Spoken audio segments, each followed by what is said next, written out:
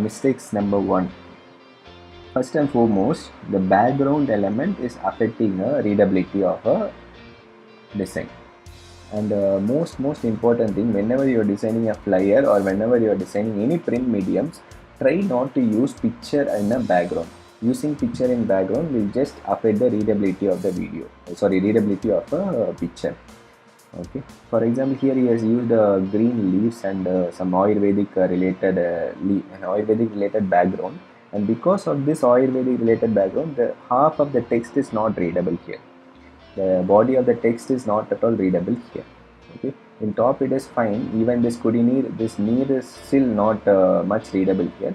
The readability is affected. So whenever you are designing a flyer, make sure you don't use a picture in a background. If you going to use it, then then let the picture be very subtle, so that the readability is not affected.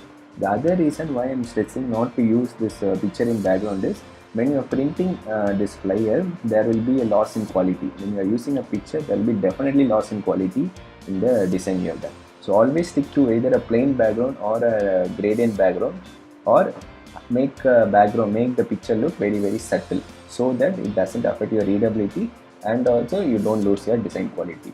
So first and foremost, try to avoid using picture in a background.